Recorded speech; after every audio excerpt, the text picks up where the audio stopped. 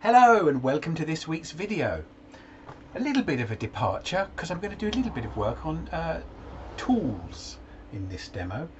Recently bought myself a new bowl gouge, Henry Taylor Super Flute.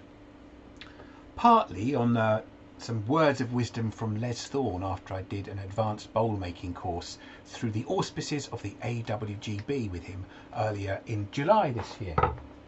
My go-to bowl gouge is my 3/8 Robert Sorby with a fingernail grind on, and the flute shape is not dissimilar. I'll put some better pictures on. If there is a difference, I'd say the Super Flute perhaps looks a little more open at the top and perhaps is a tighter radius at the bottom. The thing about how it gets delivered though is there's really not much of a grind at all on here. So to get it like this, I'm going to have to do a bit of work on it.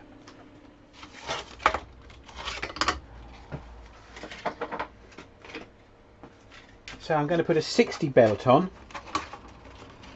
for this, and what I'm going to be doing is grinding the top of the tool so that I can have a guide for where to put the wings. It is tempting not to put the guard back on, but do put the guard back on. Always use all your machines with proper guarding. So here's the grind I normally use. This is my Robert Sorby, and I've sharpened that in the Tormek jig on a CBN wheel. Now I'm going to start off getting used to this tool with the Robert Sorby Pro Edge, and I'm going to put a fingernail grind on it. As you can see at the moment, it comes with a rather strange, I guess 45-degree grind, but it's a bit square and not very sharp at all. Don't try to test the sharpness by doing that. So I'm going to get it onto the Pro Edge, and the first thing to do is to grind this top face down and make a little horseshoe shape on the top here, and that's what we'll use to guide then the grinding of the wings. Now I'm going to have a dust mask on, which you should really wear for grinding, and it's a 60 grit belt and eye protection as well. So the platform is set at 45 degrees. Platform is set at 45 degrees, and I'm using this V block just to act as a guide.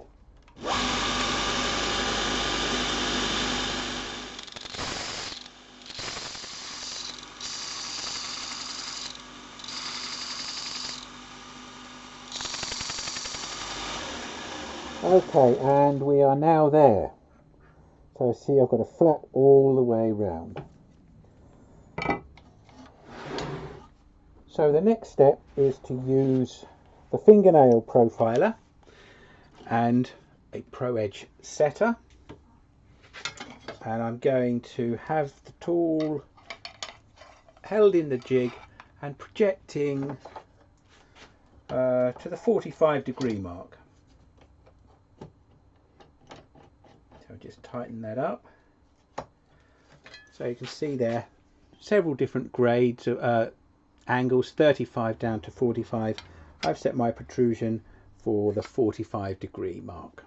And then it's a case of removing the platform. So now using this fingernail, long grind, extra long grind.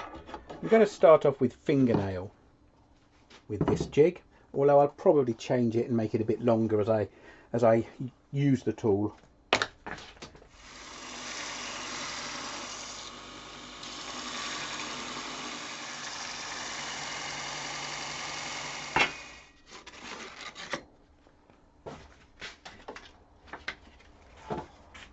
And the 120 belt going back on.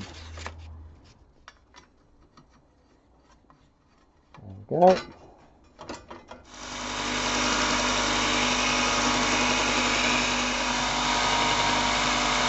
Next ring.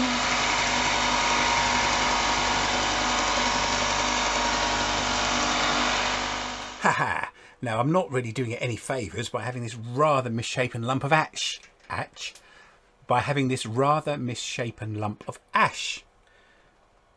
Previous bowl blank that I'd cut, but had big splits in, so I've cut those away. And we'll see how it gets on.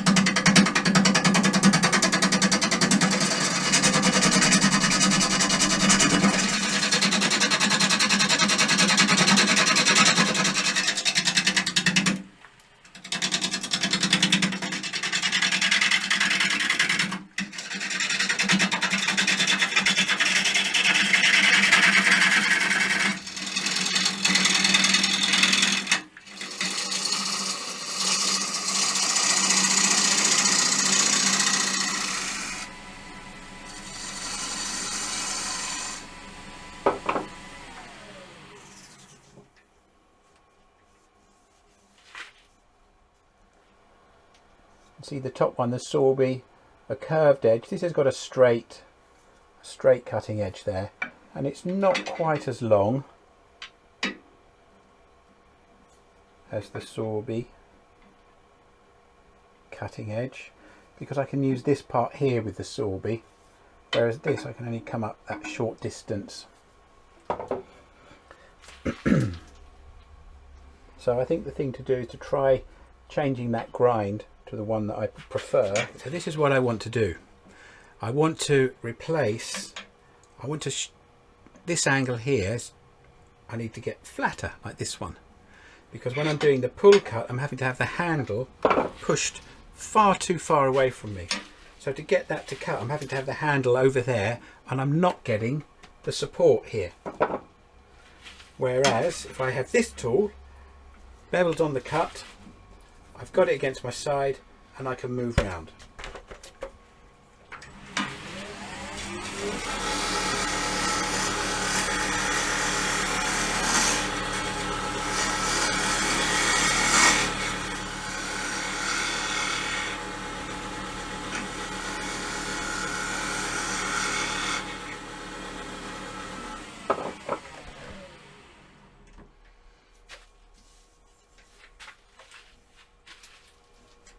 Much more pleasing shape. So it's back to the grinder. I obviously don't like the fingernail grind. So back in the Pro Edge jig, 45-degree protrusion, but this time using the middle hole.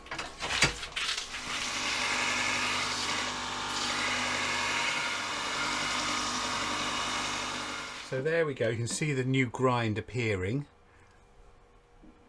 giving me a shallower angle compared to this side.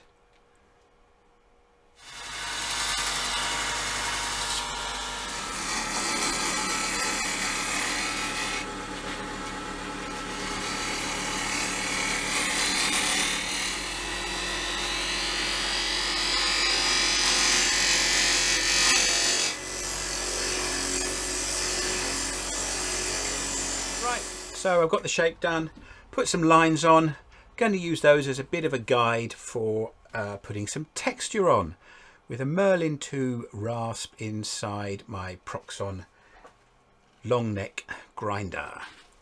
Get my protection on first, dust mask and face shield and ear protection.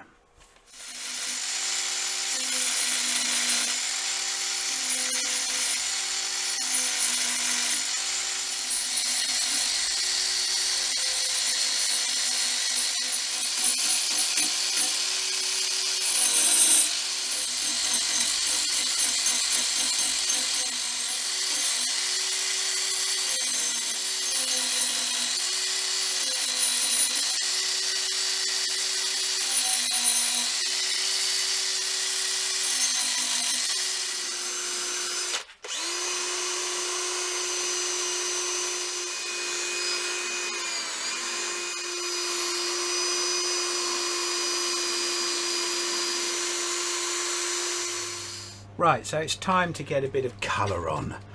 I'm going to put some silver on, a wash of silver metallic paint with some clyster medium, which will make it transparent-ish. I'm going to use this rather manky old pot because I'm going to use some blues anyway, so I don't mind if it gets a little bit contaminated. Just rub that in. Might need to have some more. I don't want it everywhere. You can see how nasty the paintbrush is because it's falling apart.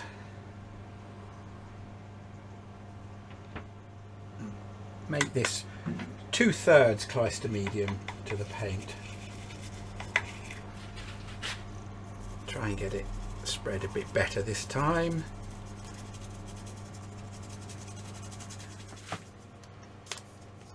Spray time.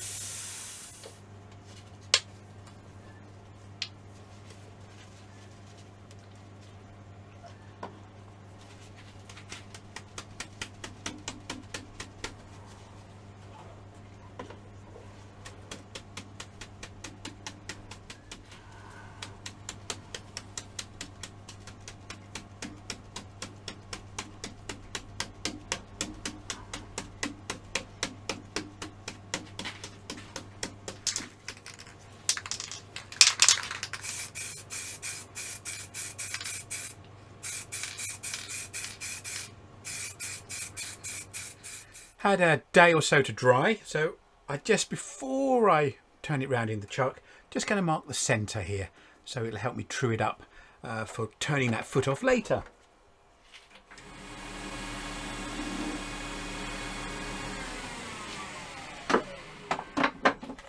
And that little dimple is all that I'll need.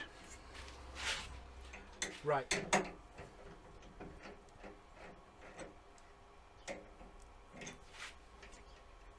Running nice and true.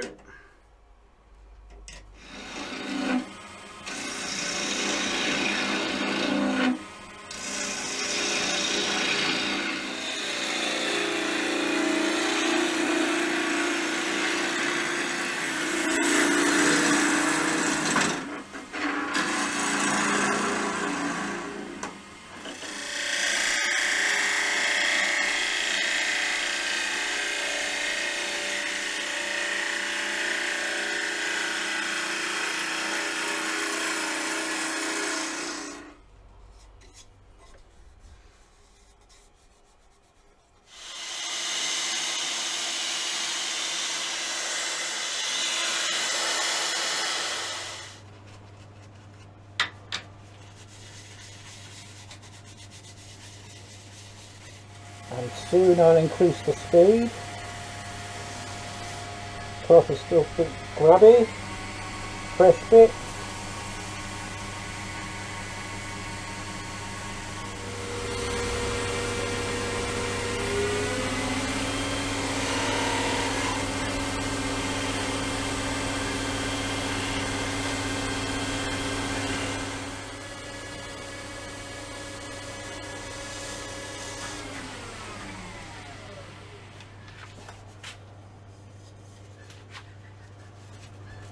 Okay, very nice shine in there.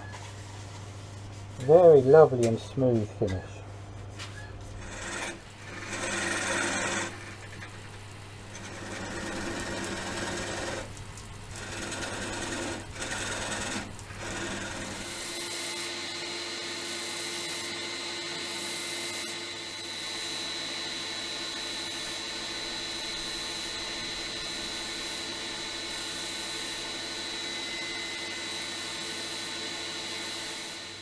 And there we have it, a finished project. It's becoming somewhat of a habit.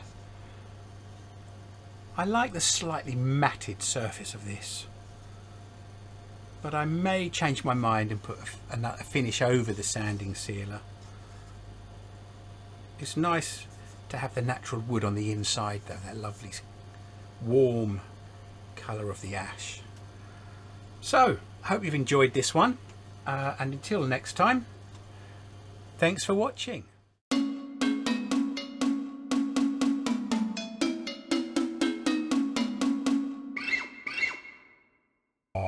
It's an echo in here. Hello.